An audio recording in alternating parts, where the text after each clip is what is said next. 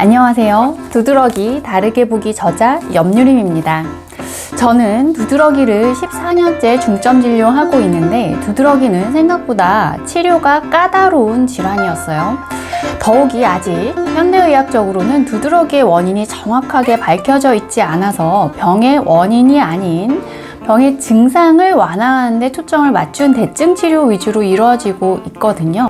그러다 보니까 두드러기가 1년 이상 만성화되면 평균 7, 8년 정도 지속되는 것으로 조사되어 있어요. 그래서 평소 생활관리를 어떻게 해야 더 빨리 회복될 수 있는지 정확히 알고 대처하는 것이 중요합니다. 우선 현대의학과 한의학은 두드러기를 보는 시각이 좀 다른 편이에요. 그러다 보니까 두드러기에 어떤 음식을 먹지 말아야 할지 좀 혼란스러울 수가 있어요. 한의학에서는 두드러기의 발생 원인을 열, 장내 독소 유입 등으로 보고 있는데 제 임상 경험상 열이 차지하는 비중이 80% 이상 된다고 보이거든요.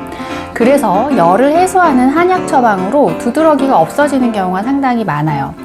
여기서 열은 다분히 한의학적인 개념인데 스트레스가 그 누적된 상태를 열이라고 얘기를 해요. 우리 한국말에도 열받는다, 화난다 라고 표현을 하는데 이 한의학적인 개념이 녹아있는 표현인 거죠. 그리고 또 열이 있는 음식을 꾸준히 섭취해도 열이 누적되거든요. 오늘은 어떤 음식이 열이 많은 음식인지 반드시 조심해야 할 핵심 음식들을 알려드릴게요. 제가 음식들을 줄줄이 나열하면 다 외울 수도 없고 곤란하잖아요. 그래서 대략적인 느낌을 한번 잡아드릴 거예요. 우선 우리가 느끼기에 매콤하고 자극적이라고 느껴지는 음식들이 다 열성이에요. 고추, 맵죠? 그리고 파, 마늘, 양파, 부추, 어때요? 이것도 뭔가 자극적이고 매운 느낌이 있죠? 이런 매운 느낌의 음식들이 대부분 성질이 뜨거워요. 그리고 이 날아다니는 애들, 즉 조류들이 대체로 열성입니다. 닭고기가 대표적이에요. 사람은 체온이 36.5도 정도잖아요. 근데 이 조류들은 기초 체온이 40에서 41도 혹은 42도 정도로 높은 편이에요.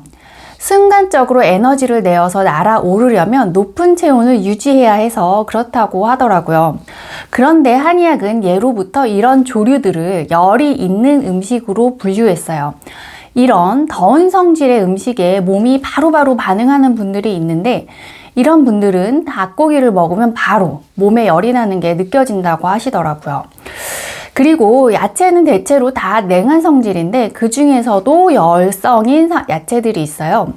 노랗고 빨간 색상을 내는 야채들이 그런데 딱 떠오르시죠? 네, 토마토 그리고 파프리카.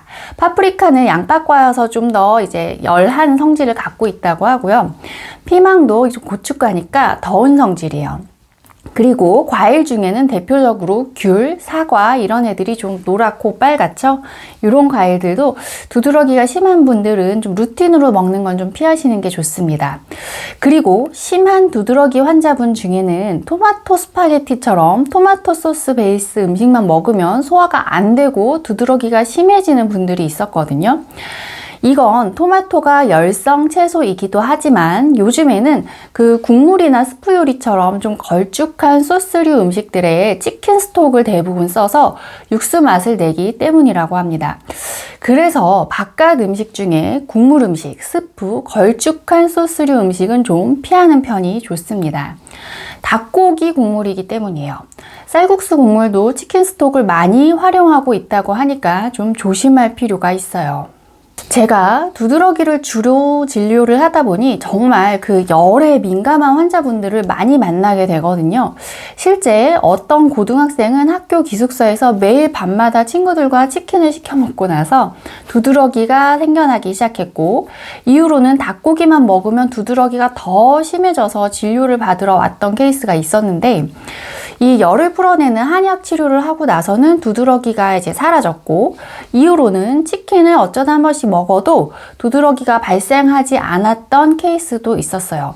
그러니까 열이 심하게 누적되어 있는 상태에서 두드러기가 발생하였던 거고 열을 풀어내는 한약으로 어느 정도 열을 많이 낮춰놓고 나니까 잠깐 먹는 그 닭고기에는 두드러기 반응이 없어졌던 거라고 봐야 해요. 이거는 현대의학의 그 항원항체 개념이라고 보기가 조금 애매해요. 원래는 닭고기가 항원이 되어서 반응을 하고 있었는데 어느 순간부터 닭고기의 항원성이 없어졌다 라고 좀 해석할 수도 있겠지만 한의학적인 개념으로는 어느 정도 열이 많이 해소되었기 때문에 열한 음식인 닭고기를 먹어도 좀 괜찮게 되었다라고 이해해야 할 것 같습니다. 또 조심할 것 중에는 대표적으로 열 많은 약재, 인삼, 홍삼도 있습니다. 요즘에는 홍삼이 워낙 건기식으로 대중화되어 있어서 많이 접하게 되는데 열이 많은 소양인이나 열대음인이 홍삼을 장복하면 기력은 좀 오를지 몰라도 열이 누적되어서 열로 인해 나타나는 여러 가지 증상이 나타날 수 있어요. 두드러기가 그 중에 하나고요.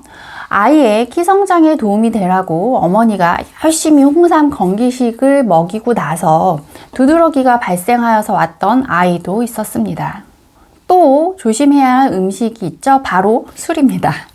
술은 대표적인 열성 음식이에요. 두드러기 환자분들이라면 술 마신 바로 그 당일 혹은 그 다음날 두드러기가 더 심해지는 것을 아마 쉽게 경험해 보셨을 거예요. 술은 혈관을 확장시키면서 피부 쪽 혈류를 늘려서 두드러기가 발생하기 쉽게 만들거든요. 모든 염증성 질환에는 술이 금기입니다. 자, 정리 한번 해볼게요. 매운 음식, 고추, 파, 마늘, 양파, 부추, 피망. 그리고 빨갛고 노란 야채나 과일, 토마토, 파프리카, 귤, 사과. 그리고 조류인 닭고기, 치킨 스톡을 이용한 국물, 소스 요리. 그리고 홍삼, 술입니다. 끝! 두드러기 중에는 열로 인한 두드러기 말고도 다른 두드러기 종류도 있어서 음식 특징에 조금 차이가 있을 수는 있어요. 오늘 정리해드린 내용은 열 두드러기에 관한 내용이었습니다. 만성 특발성 두드러기는 음식에 명확하게 반응을 하는 것 같지는 않지만 은근히 이렇게 좀 열성 음식들은 확실히 좀 두드러기가 회복되고 호전되는 것을 방해하는 역할을 하거든요. 오랜 기간 두드러기에 시달리고 있는 분들이라면 이런 음식들을 한번 삼가는 방식을 한번 해보시면 좀 도움이 되실 것 같습니다. 구독과 좋아요 부탁드릴게요. 감사합니다.